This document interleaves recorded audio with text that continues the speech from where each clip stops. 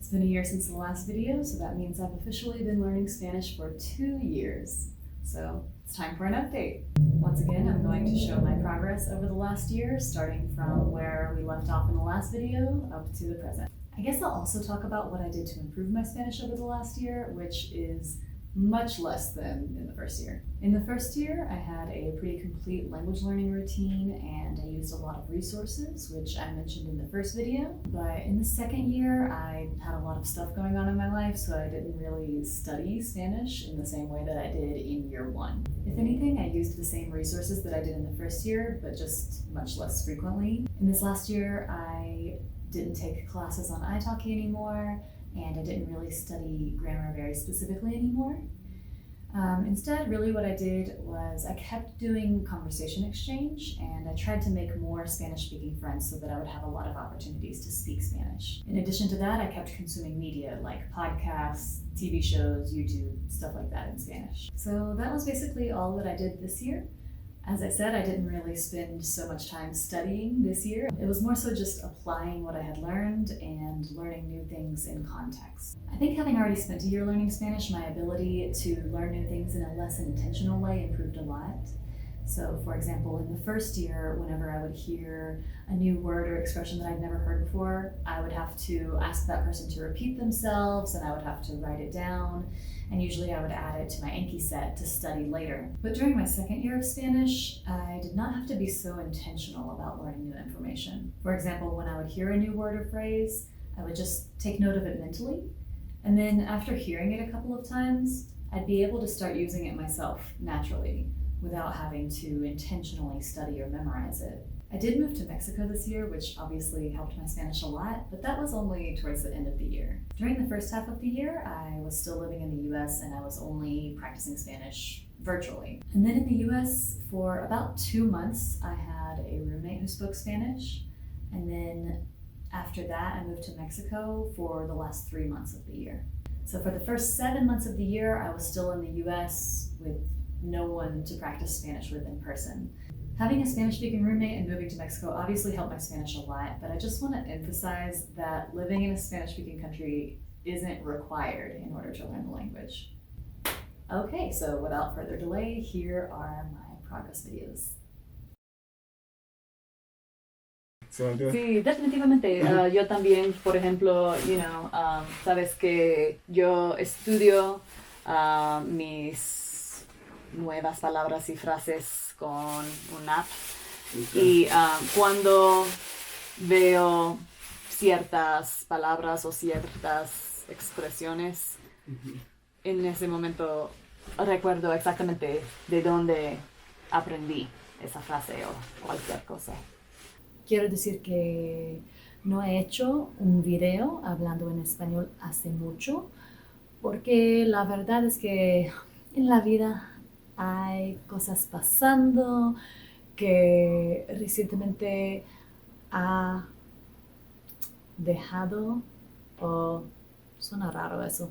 Quiero decir que recientemente no he tenido el tiempo suficiente para estudiar el español, pero definitivamente quiero seguir hacia la fluidez. También algo que ha ayudado mi español es tener algunos amigos acá que hablan español, porque aquí en Colorado hay, no sé cómo explicarlo, un programa para, no quiero decir estudiantes, pero no sé, jóvenes, donde ellos pueden venir y vivir acá y trabajar por algunos restaurantes o empresas locales. Recientemente he aprendido que el aprendizaje de un idioma va en fases, como a veces me siento que estoy mejorando y a veces me siento que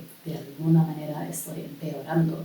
Con estar otra vez en un país donde se habla español, a veces me siento que casi no puedo hablar porque en situaciones, no sé, cotidianas, a veces me siento muy incómoda hablando con quien sea.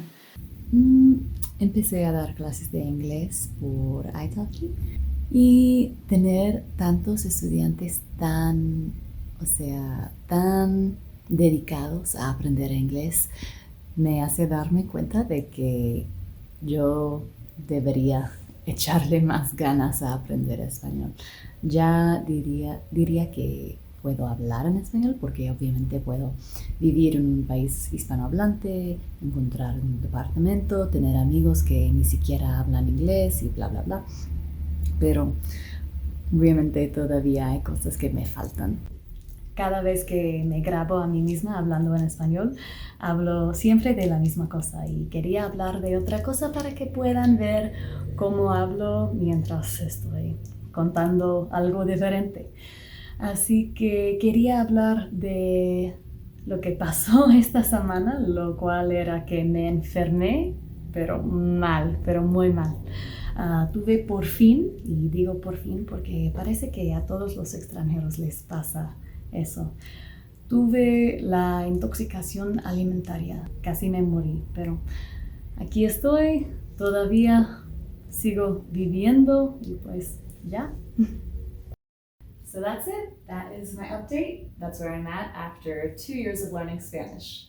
I think I've done pretty well, but to address the question of my fluency, am I fluent yet, right? Well, I don't know. I wish I knew. I wish I knew how to answer that, but it's really hard to answer because, like I said in my first video, it really depends on what your definition of fluency is. And of course, in my first video, I talked a lot about what my definition of fluency was. And at that time, I felt pretty confident about that definition and that for me, was what being fluent is, which is basically being able to say whatever you want to say in your target language, even if it's still not perfect.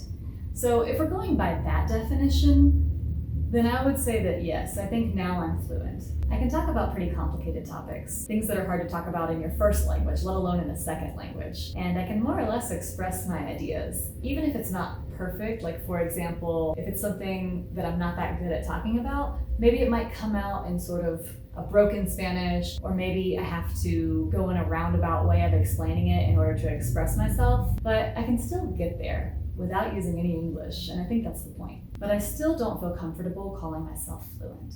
Now that I live in a Spanish-speaking country and I have to use it all the time, yes, I have those conversations that leave me feeling like, yes, I've got this. But on the other hand, I have a lot of situations where I don't know exactly what it is that happens or what causes this, but there are some days where I just can't express myself properly and I can't understand the things that are being said to me and around me. It can be really frustrating. It always leaves me questioning myself. And it's moments like that make me think, if I were really fluent, this wouldn't be happening. I think my own personal definition of fluency has changed, and I really don't know what it is right now. So I don't know if I'm fluent or not. You guys can let me know what you think. So if you're watching this video and you're a Spanish speaker, feel free to leave me a comment and let me know if you think I'm fluent or not. But regardless of whether or not I'm technically considered fluent, I kind of don't care. I think that I've made really good progress in only 2 years learning a second language, and I'm really proud of everything I've done. I hope maybe these videos can show a realistic view of what it can look like to learn another language. As I said in the intro, I didn't spend nearly as much time this year actively working to improve my Spanish as I did in the first year, so maybe if I would have, I would be even more advanced right now. I was lazy this past year, but in the last month I've become really inspired again, so I've started doing things to actively improve my Spanish. I'm taking lessons again, reading some books about advanced grammar, doing some other things like reading out loud and shadowing, things like that. No matter what, I'm eternally grateful that I made the decision to take on the challenge of learning Spanish. It's really changed my life in so many ways and brought a lot of really amazing people into my life. So thank you so much for watching, and I will see you guys in the next video.